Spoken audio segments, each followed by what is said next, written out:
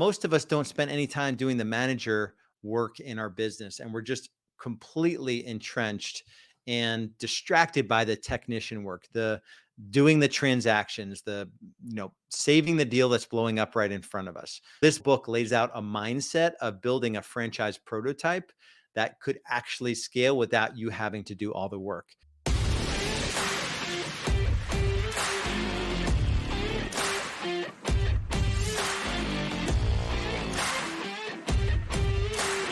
You just gotta do the work. Welcome back for another episode. This is going to be fun. I went through 627 books to pick out the 10 that I thought were the most impactful in my business and my life growth journey. So that's what we're going to unpack today. I'm the founder of Real Estate B School, which is a business coaching organization that helps agents grow and scale their business without losing their life. So without the grind. So let's get into it. And I'll sort of preface this by saying I'm not actually a prolific reader of books, meaning like I don't actually pick up books and read them. Maybe a couple dozen books I've actually gone back and read the book. So the app that I live in is Audible. So I have consumed over 600 titles in Audible. And at least I purchased 627 books in Audible. Probably read a good or listened to a good 80% of them.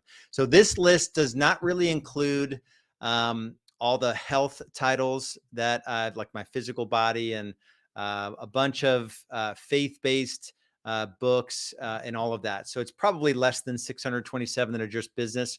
But these are the top 10 in business that I would recommend to anyone looking to grow and scale and have a massive impact in their real estate businesses. And this is in no particular order. The only order this is in is the order that I scrolled through these 627 titles. The first one, and probably one of my top 3 favorite books, is Atomic Habits by James Clear. And this is in a category of books. I'm going to cheat a little bit here because I'm going to throw in another couple titles. Willpower Doesn't Work by Benjamin Hardy. Compound Effect by Darren Hardy. So 3 titles, but in the realm of how do we get ourselves to do the things we know we need to do, but we don't do? And how do we stop doing the things that we know we shouldn't be doing? And it's this concept of, and this is the big takeaway from the book, is it's just doing the little things. Atomic, the atom is the smallest particle, right, of a physical matter. And so atomic habits are the little things that you could do over time to end up in a different direction.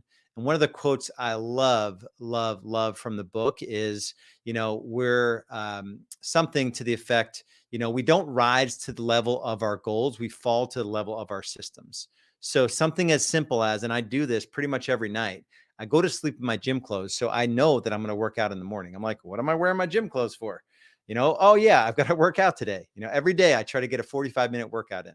And so that's just something that I didn't always do. It wasn't always a habit. The habit was more sleep in late or, let my day get the best of me and kind of launch into email and then the kids and then get into work or whatever. And now there's just a habit around that. So Atomic Habits, a must. Like this is get the physical book, listen to it on Audible. I've probably gone through it 4 or 5 times already. Number 1. Number 2 is Profit First by Mike Michalowicz. I haven't had many sort of man crushes or been involved in too many bromances. This one for sure. I actually got to meet Mike Michalowicz at a high-level mastermind. He spoke to the room of about 100 business coaches, and then about 10 or 12 of us had a private session where he challenged us to do the Clockwork Challenge, which is another one of his books. All of his books are really, really good. Profit First, though, basically his mission in this book and overall is to eradicate entrepreneurial poverty. And so most entrepreneurs, most real estate agents don't have a whole lot financially to show for all the hours, all the blood, sweat, and tears, the evenings, the weekends they put into their real estate business. They don't have a lot of money to show for it. Not that money is the only indicator of success, but there's just not a lot there. So this book allows you to redefine your business in terms of it's not, revenue minus expenses equals profit. It's revenue minus profit equals expenses. So you only spend money that allows you to earn a predetermined level of profit first. Okay. Number three, and this is a broader commentary, is the book Unleash the Power Within.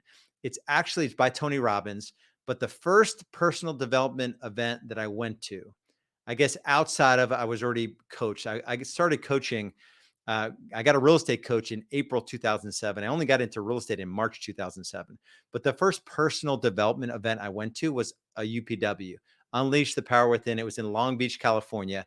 And I went on to do most everything except Platinum Partners that Tony Robbins preached. But inside each of us is this ability to do things that could quite literally scare you if you knew what was possible.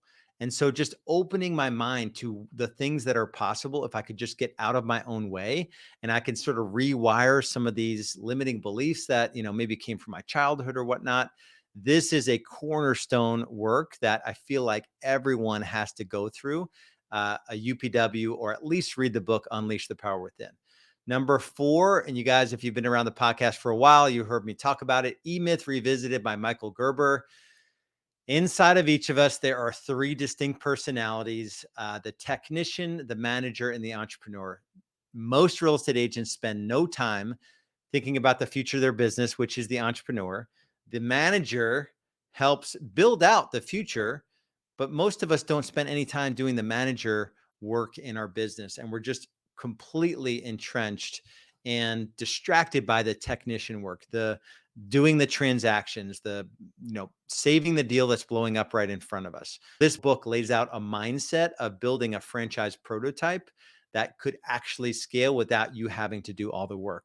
Monumentally impactful. I would say if I had to pick two books in this list, it'd be Atomic Habits and EMyth Revisited by Michael Gerber. All right, number five is about 6 or 7 years ago, I went through this exercise. The book is called Living Forward by Michael Hyatt. And it essentially takes you through how to create and develop and live a life that's forward looking. And so we went through this process in our men's group where we took a full day.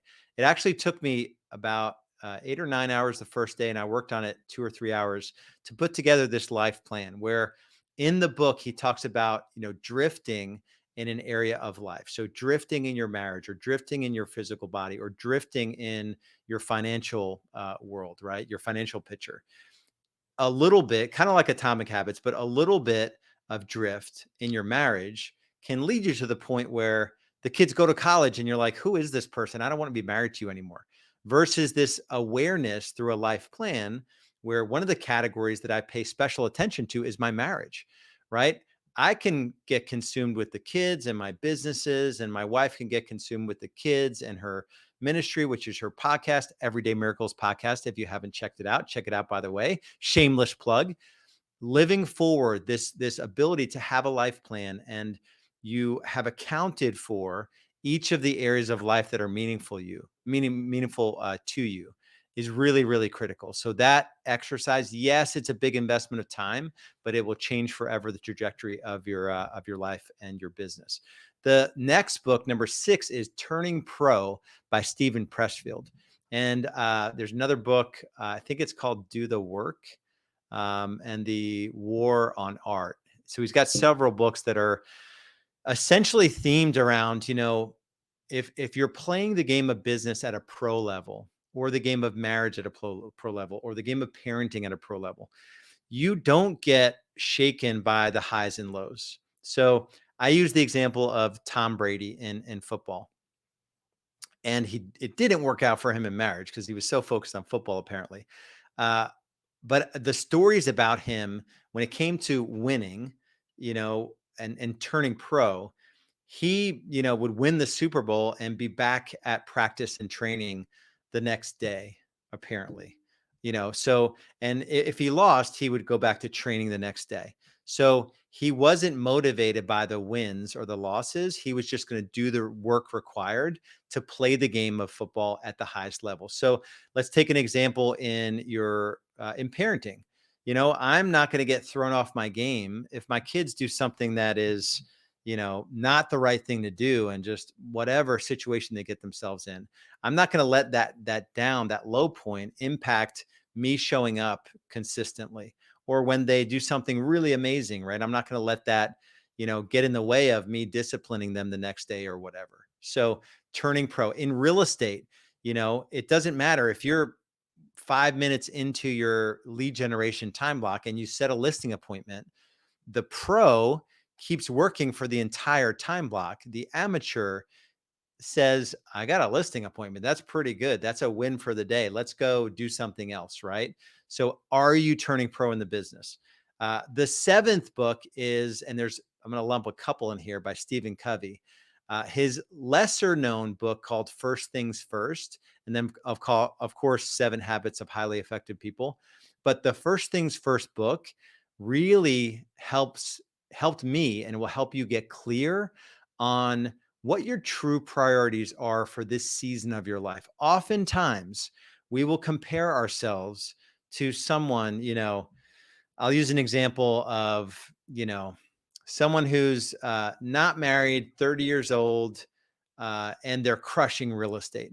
And maybe you have 3 kids under 5 years old, and you're not able to invest as much in your business because you've chosen to spend more time nurturing your family for this season. So First Things First gives you permission to win at home for the season and maybe not focus on the business as intensely, right? So unbelievably impactful book. Number 8 is Robert Kiyosaki's Rich Dad, Poor Dad. I actually met who claimed to be, and I think he is, Keith Cunningham, who's actually the rich dad in Robert Kiyosaki's life. I met him in Fiji at a Tony Robbins event.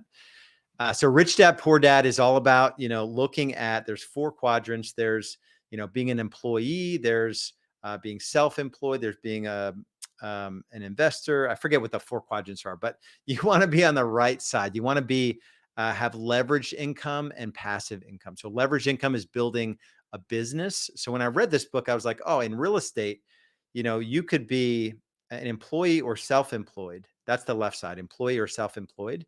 So we've chosen to be self-employed, but you're still doing linear income, meaning you're still having to put one step in front of the other to make the commission check. And then you got to go out and do it again, then go do it again. When you put systems into your business and you get some leverage through technology or automations or virtual assistants, or, like a licensed local administrator, whatever it might be, a showing agent, you are now building leverage income where other people can be working on the lower dollar productive activities in the business. So you could focus on the higher dollar productive activities. You can take yourself from earning $20, $30, $50 per hour invested in your business to 100, 200, 500 plus dollars per hour. That's leverage income. And then you take that income and you invest it into things that will produce for you, with you not having to do anything. So the quadrants, and there's a cool board game, I think it's called Cash Flow Quadrant, that he built out as well. So that's number 8. Number 9 is Eat That Frog by Brian Tracy. And I think it's like 21 rules to prevent procrastination or something like that. The one lesson from that book is that every day in real estate, and probably in any sales business, there are a couple frogs we must eat. And in the book, it talks about eating those frogs early in the day so that you don't have to stare at them all day long. And I know if you think here for a second, you can guess what they are. It's lead generation and lead follow-up. So those 2 categories of activities I call new business development. It's our ability to stay still long enough in the morning, 2 to 3 hours of lead generation. Those are new conversations with would-be buyer and seller clients. And then lead follow-up for the 90% of folks that you talk to in that lead generation time block aren't ready to go. So we have to do lead follow-up. And we're just putting nurture sequences in place. We're reminding ourselves to reach back out and touch base with folks. And those are the 2 biggest frogs that you could eat every day, 2 to 3 hours of lead generation and 30 to 60 minutes of lead follow-up. If you could do those things consistently over the long haul, meaning 12, 18, 24 months, you will have a completely different set of decisions to make in the future. That's what I was willing to do in the early days. So, and that was one of the maybe first 5 books that I read when I got into real estate. And I'm like, the frogs are ugly and I don't like them. I didn't like it. I had massive call reluctance, but I knew that I had to do those activities if I were going to push my business forward. So that was a lasting impression from that book. The 10th, and again, in no particular order, but the 10th book here is by Chet Holmes, The Ultimate Sales Machine. This book really takes it from soup to nuts. And Chet Holmes was actually a business partner of Tony Robbins in his Business Mastery. And I went to both Business Mastery seminars. One was in Fiji, and I forget what the other one was. So Chet Holmes, the entire, I think it's 10 or 12, aspects of business that you need to master to be able to build a business that can scale. And there used to be a set of trainings online. They somehow got them offline. I wish I would have saved them somehow, but where he taught each chapter of that book, powerful book, still in my top 10. So those are my top 10 recommendations. And I could have pulled out another 10 or 20 or 30. Those 10, though, if you take your time to be with those books, and I'm going to go back. Let me just look at these real quick. I'm going to pick the top 3. Atomic Habits, for sure. EMyth Revisited, for sure. Eat That Frog, I could almost lump with Atomic Habits and Willpower and Compound Effect. So Atomic Habits, EMyth Revisited, and then I would say like First Things First. I would say First Things First, and giving ourselves permission to be in the season that we're in and to set our priorities accordingly. So much love, much respect. Make sure you get into the free Facebook group, Real Estate Business Builders. Every week I post a ton of value. 2 or 3 times a week, I'll just put a value post up there, something to encourage you or to teach you something that I've been working on or most successful members have been having success on. Once a week, I will do a deeper dive live stream training. Typically that's on Tuesdays at 3 p.m. But just go into the group. There's no obligation. It's totally free. Real Estate Business Builders on Facebook, and a couple questions to get into the group. And I'll see you over there. Continue the conversation over there. Much love, much respect for doing this work. This is not the easy path of business. So I've just got a ton of respect for you. We'll see you on the next episode.